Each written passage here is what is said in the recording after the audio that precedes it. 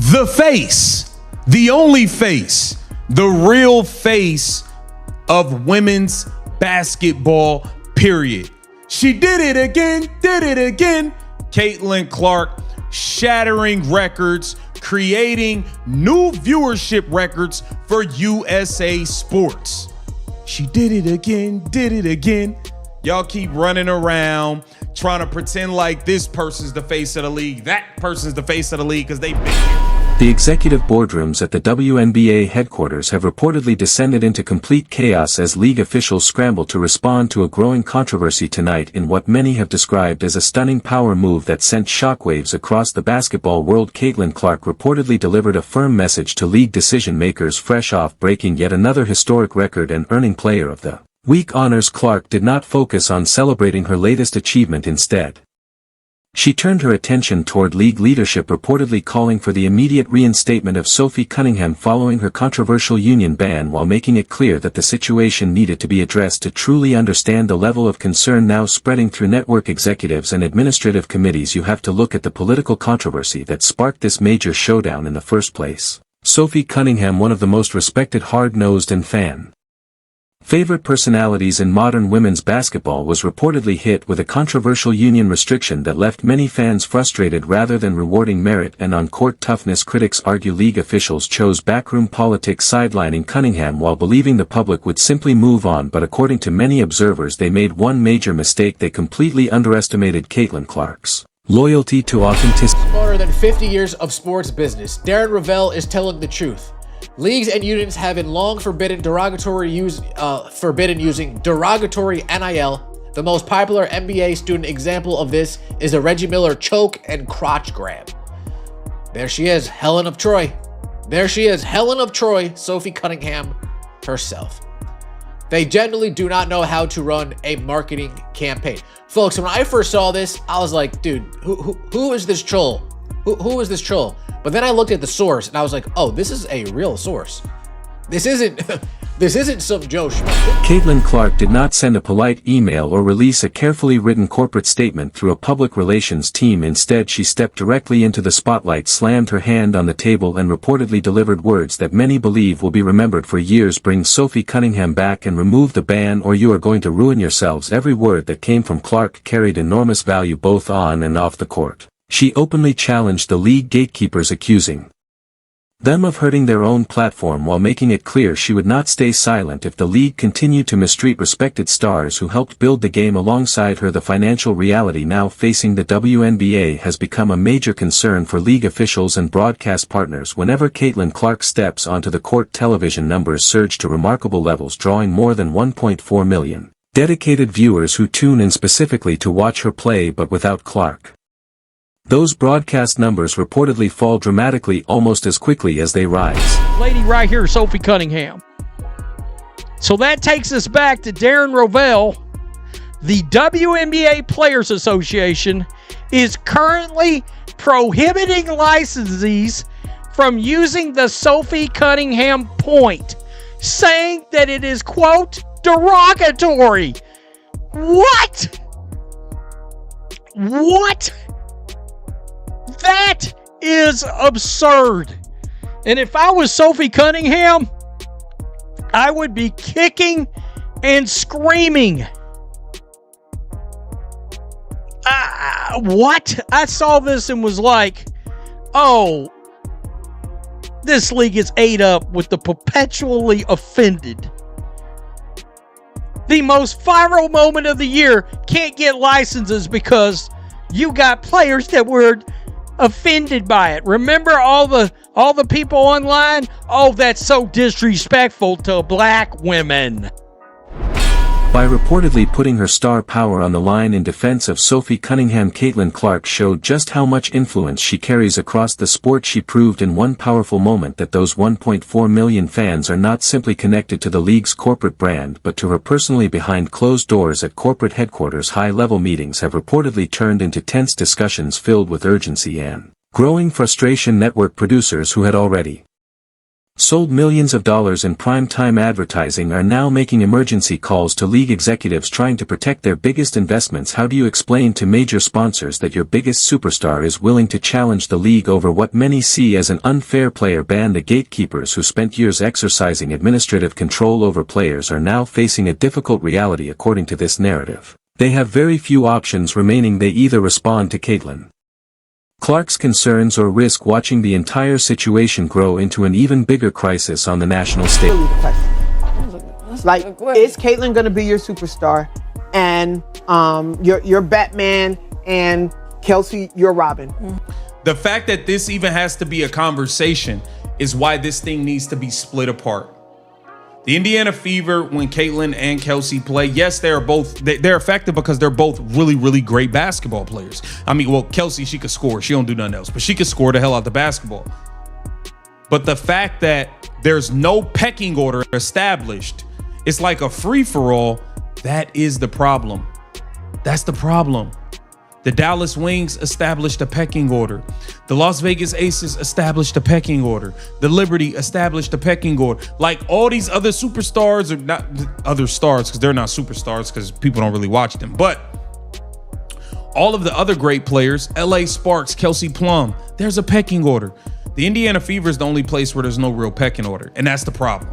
When last year, when Caitlyn was out, then you relied heavily on Kelsey. And you guys were one game away from making it to the finals, right? So my thing is, across every team facility in the country, players are watching this historic showdown with absolute amazement. For decades, traditional league structures expected athletes to stay quiet, accept difficult administrative decisions, and follow corporate agendas out of fear. But Caitlin Clark's powerful stand in support of Sophie Cunningham has reportedly changed that culture forever. Locker rooms across the sport are beginning to see that when elite talent speaks out against backroom politics and selective favoritism, the corporate suits no longer hold all the power. Mainstream sports commentators who often defended league policies now find themselves facing difficult questions on live television. Analysts who spent months arguing that Caitlin Clark's massive cultural impact was simply the result of normal league growth are now confronting a very different reality. The moment Clark raised her voice in defense of Sophie Cunningham, social media exploded into a full-scale digital battle with millions of fans flooding comment sections, criticizing official network pages and showing unwavering support for Clark's reported stance. Every time she sets foot on the court whilst shattering viewership records, that's Caitlin Clark for you, the face of the league. Yeah, look, Aces, oh man, maybe it was Ace's son. I thought it was Ace's Sparks. Ace's son USA, 343,000. Wow, I thought it was Aces Sparks. Maybe they just don't have the Aces Sparks on this list, but damn, that's bad news bears. That's bad. The three highest rated games on USA, Fever Sparks, Fever Tempo, Fever Sparks. Oh, one common denominator to certain somebody's team. Is it not? Is it not Jamel Hill? Let's get into the player of the week, shall we? Your AP player of the week, Caitlin Clark. Many people reported on this yesterday. Many people talked about this yesterday. Congratulations to Caitlin Clark, player of the week. Well deserved. Getting player of the week while on minutes restriction is wild work. It's crazy. Absolutely insanity. Caitlin Clark by herself is must-see TV. She is amazing and the only person I have to drop everything I'm doing to watch her play. WNBA candidate and all. This is not just about a single player ban or a single week of basketball. It is being viewed as a much bigger shift in the way modern sports media operates. For years, executive boards believed they could shape the narrative, hide behind selective rules, and decide who would be promoted and who would be pushed aside. But many believe true generational stardom cannot be controlled by any committee. Caitlin Clark's influence has been built through passion, consistent performances, and strong support for her fellow players. When Clark speaks, millions of fans pay attention, leaving many of the traditional gatekeepers with limited control over the conversation. Major corporate sponsors are now reportedly placing increasing pressure on the league office to resolve the situation as quickly as possible. Multi-million-dollar brand partnerships are said to be under close review as companies evaluate the possible impact of any controversy involving Clark. Corporate executives are believed to be focused less On internal union politics and more on audience numbers, public support and brand reputation, and according to this narrative much of that public support is currently behind Caitlin Clark and Sophie Cunningham, leaving league officials under growing pressure with very few easy options remaining. Top 4 three-point shooters in the entire WNBA. Aaliyah Boston, Sophie Cunningham, Kelsey Mitchell, and we have Caitlin Clark. There wasn't a picking the best, the most popular player, but clear anti-fever agenda. Now, I believe they might have tweeted this before news came out that Caitlin Clark actually declined that, but I don't know if Sophie would have turned it down. Now, we don't know if they invited Sophie, but I'm pretty sure Sophie is definitely going to respond to this. You know what I'm saying?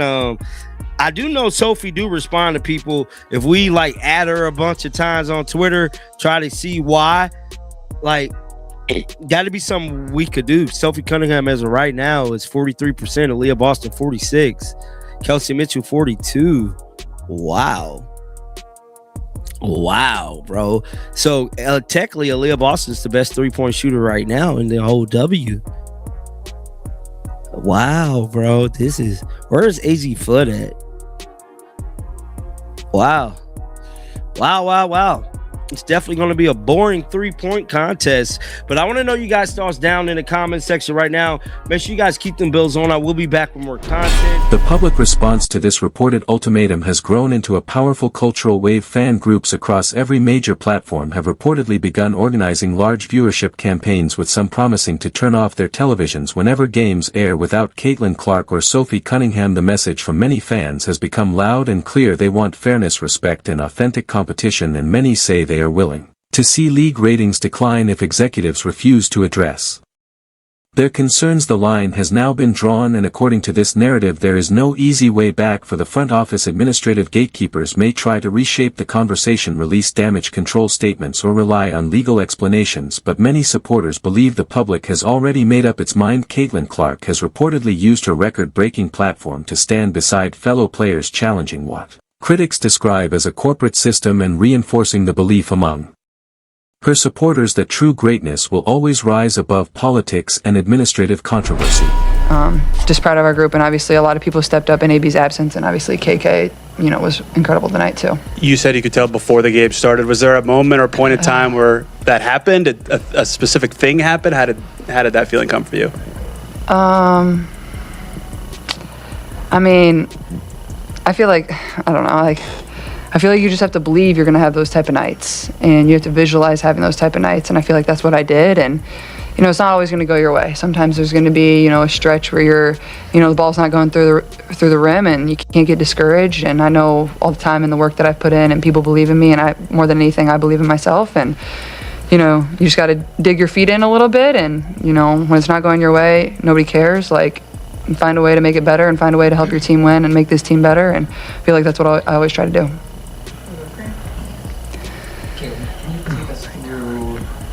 One or two tied up. You're kind of scrambling a little bit as the shot clock's kind of falling down. They got a deflection, circled back towards half court and kind of went up. Can you take us through that? I think that was your 41st point to kind of go ahead. That whole play. Yeah, obviously we had the ball with the game tied, and they kind of blew up our ATO. Like, they played good defense and got a good tip on the ball, and I was able to chase it down and then get the deflection, which I don't know if I got her on the arm or if it was clean, but I'm not sure the ref was in a position to make the call. I think it was pretty clean. I don't know, but just tried to make a good play on the ball, and then obviously coming back down, I was trying to get the ref to inbound it faster. Like, I wanted to play fast. I didn't want. What is your raw reaction to Caitlin Clark's reported stand in support of Sophie Cunningham? Do you believe this was one of the biggest power moves in modern sports, or do you think the WNBA created its own controversy through the way this situation was handled? Share your thoughts in the comments below, because we want to hear every perspective. Let's start a huge discussion with basketball fans from around the world. If you enjoyed this breakdown, make sure to smash the like button, subscribe with